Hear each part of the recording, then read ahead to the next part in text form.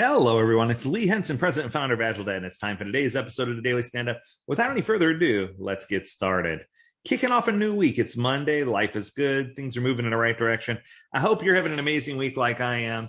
So to kick things off, I thought it'd be fun to talk about a topic that shook me to the core when I first read it, and I love it. It was a recent blog post that was put up by a company that described 15 Scrum Anti-Patterns and how to fix them. It came from my good friend, Micheal Sahota. I have nothing but respect for this guy. So here we go. So let's dive in and take a look at some of these anti-patterns and let's talk about it. So coming in first, and we're going to break this up, just so you know, we're going to break this up over 5 days so that way we have enough time to talk about each of these anti-patterns. So the first anti-pattern is believing that Scrum is a universal solution. Truth is, it's a tool that's going to help you solve a bigger problem. I love it. It helps you solve something very specific. The problem is posed as a question. How do we organize ourselves to do things? What problem are we trying to solve? The truth is, there's just no universal answer to that question, right? I think that when you treat Scrum as an answer to everything, it only causes frustration. But I also think a second source of frustration is sometimes when we ask why inappropriately. So let me explain. I call it the Olaf syndrome. A lot of people will say the 5 whys or the 7 whys used based on Toyota Covey, but they don't ask the question why for the right reasons. Why? And I think of Olaf from Frozen. Why? And if you ask why so many times, it could easily cause people to become disenfranchised and just say never mind, right? I think that if you're asking why to gather the right answers, then it makes sense.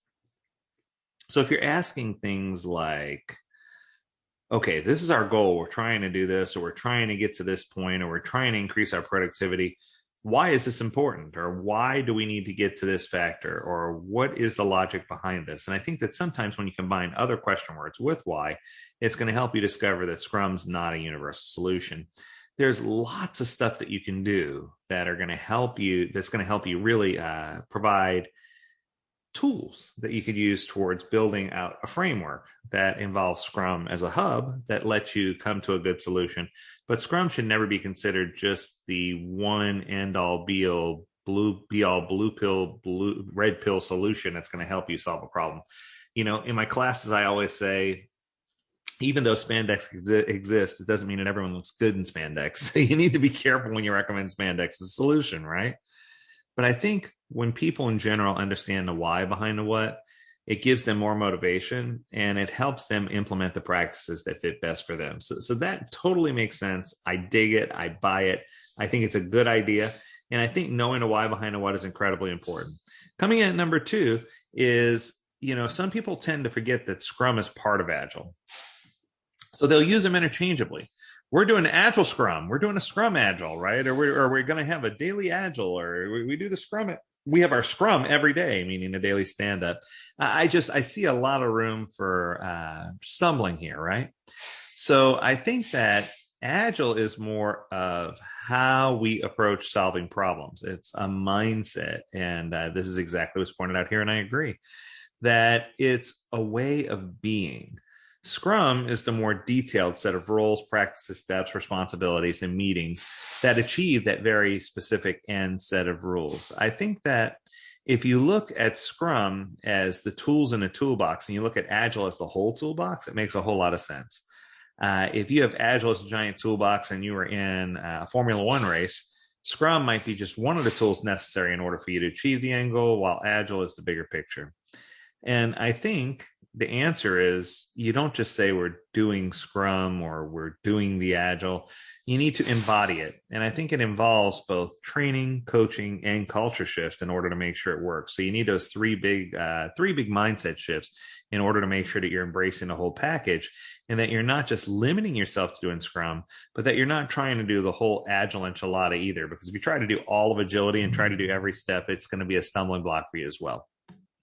Scrum anti-pattern number 3, to wrap things up for today, is focusing deeply on Scrum compliance. I think that when people come in and they say, we are going to do this very prescriptively, and I need a list of the top 5 things we must do in order to be successful. The whole purpose of doing Scrum in general is to help people think outside the box and adapt to their environment and figure out a better way to do things. It was never the intention of Scrum that it will evolve into something that's very rigid.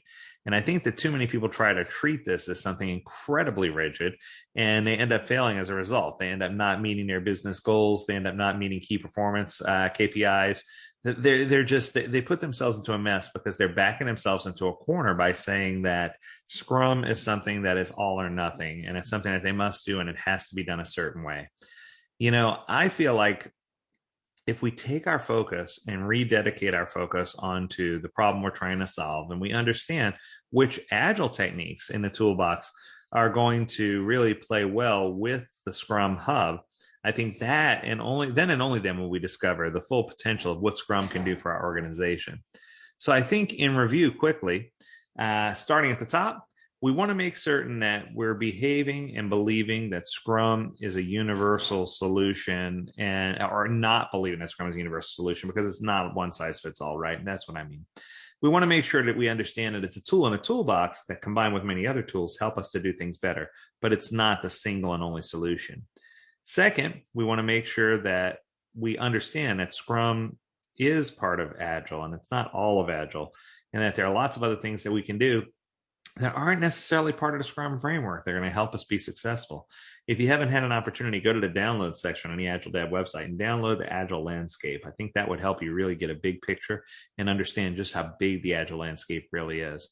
And finally, while we should be focused on doing some things, according to some guidelines, we shouldn't make Scrum, there should be no Scrum compliance committee, and you shouldn't be scored on your Scrum implementation. And I've noticed a lot of radars and scorecards and things to help you make sure you're in compliance with what you should be doing.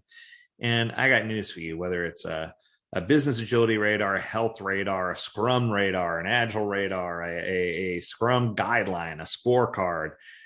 These things are tools that help you understand what should be measured so that you know where to improve, but they should never be used or leveraged as something that's going to help you be compliant or within a certain range of specificity. You want to make sure that you really understand and leverage metrics to help the team become better at what they do, and not to burden the team and cause them to hate process altogether, right? So there you go. So I hope this first round was good for you. I hope you enjoyed this episode of the Daily Stand-Up. As always, we encourage you to tune in to AgileDad.com, where you can learn more about this topic and plenty others. I'm going to cover the rest of these, so stick around. We're going to cover them over the course of the week. So as always, we encourage you to stay healthy, stay well, and stay agile, my friends. Until tomorrow, do take care.